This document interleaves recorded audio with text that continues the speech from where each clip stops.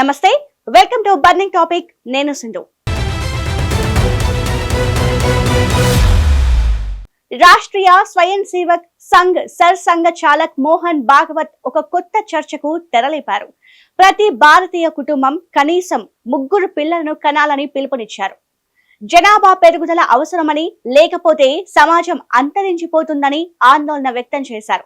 ఈ వ్యాఖ్యలు రాజకీయ వర్గాల్లో, సమాజంలో తీవ్ర చర్చకు రేకెత్తించాయి. అసలు జనాభా పెరుగుదల కోసం మోహన్ భాగవత్ ఇచ్చిన నినాదం ఏంటి?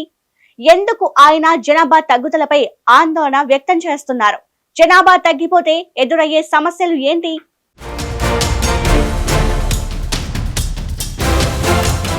ఇటీవల దేశవ్యాప్తంగా చాలా మంది ప్రముఖులు జనాభా తగ్గుదలపై ఆందోళన వ్యక్తం చేస్తున్నారు.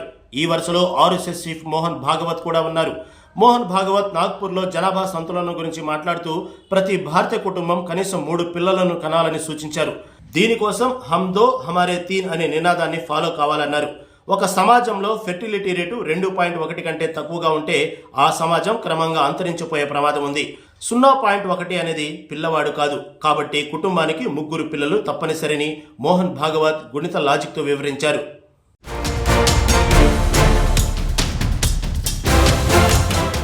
మోహన్ భాగవత్ తన వాదనను లోక్ సంఖ్యా శాస్త్రంతో ముడిపెట్టారు.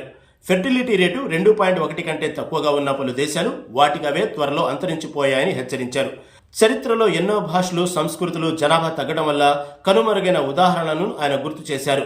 భారత్లో ప్రస్తుతం జనాభా పెరుగుదల రేటు తగ్గుతుందని, ముఖ్యంగా కేరళ, తమిళనాడు వంటి రాష్ట్రాల్లో ఫెర్టిలిటీ రేటు 1.8 కంటే తక్కువగా ఉందని ఆయన పేర్కొన్నారు.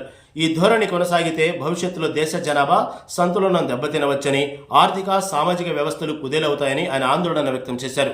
జనాభా పెరుగుదల సరిగా నిర్వహిస్తే అది భారం కాదు, ఒక వనరుగా మారుతుందని ఆయన నొక్కి చెప్పారు.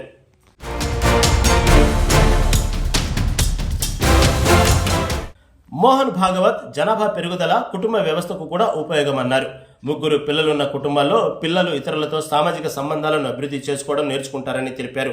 కుటుంబంలో రకరకాల వయసులు గలవారుంటే సామాజిక ప్రవర్తన, సహకారం, బాధ్యత వంటి లక్షణాలు పిల్లల్లో అభివృద్ధి చెందుతాయని మోహన్ భాగవత్ అభిప్రాయపడ్డారు.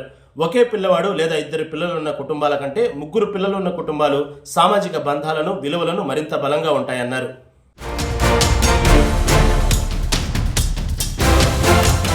మోహన్ భాగవత్ వ్యాఖ్యలు రాజకీయ వర్గాల్లో తీవ్ర చర్చను రేకెత్తించాయి. విపక్ష పార్టీలు ఈ విధానాన్ని తీవ్రంగా విమర్శించాయి. బీజేపీ జనాభా నియంత్రణ గురించి మాట్లాడుతుండగా ఆర్ఎస్ఎస్ 3 పిల్లల విధానాన్ని ప్రోత్సహిస్తుందని, వీరి మధ్య ఈ వైరుధ్యం ఏంటని రాష్ట్రీయ జనతాదళ్ నేతలు విమర్శించారు. జనాభా నియంత్రణలో మహిళల విద్య, సాధికారిత ద్వారా విజయం సాధించారని, ఈ విధానం దేశానికి ఆదర్శమని జనతాదళ్ యునైటెడ్ నేతలు అంటున్నారు.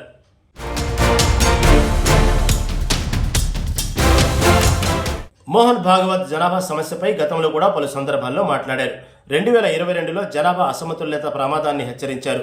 చైనా 1 పిల్లల విధానం వల్ల జనాభా సంక్షోభాన్ని ఎదుర్కొందని, ఇప్పుడు 2 లేదా 3 పిల్లలను ప్రోత్సహిస్తుందని ఉదాహరణగా చెప్పారు. భారత్ కూడా జనాభా విధానంపై దీర్ఘకాలిక దృష్టి పెట్టాలని, 50 సంవత్సరాల తర్వాత దేశం ఎంతమందిని పోషించగలదో ఆలోచించాలని సూచించారు.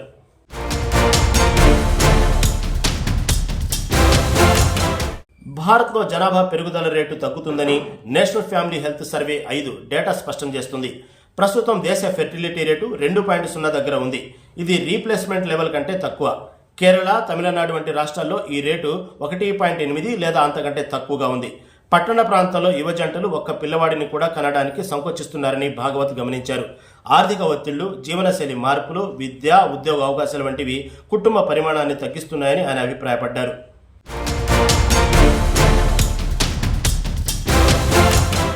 భారత్ ఇప్పటికే ప్రపంచంలో అత్యధిక జనాభా కలిగిన దేశం. దీనికి తోడు ఆర్థిక ఒత్తిళ్లు, వనరుల కొరత, నిరుద్యోగం వంటి సమస్యలు ఉన్నాయి. ఈ నేపథ్యంలో 3 పిల్లల విధానం ఆర్థికంగా, సామాజికంగా ఎలా అమలవుతుందని విపక్షాలు ప్రశ్నిస్తున్నాయి. అయితే ఆర్ఎస్ఎస్ దీర్ఘకాలిక దృష్టిలో జనాభా విధానం ఒక కీలక అంశంగా ఉంది. భాగవత్ గత కొన్ని సంవత్సరాలుగా ఈ అంశాన్ని వివిధ సమావేశాల్లో చర్చిస్తూ వస్తున్నారు.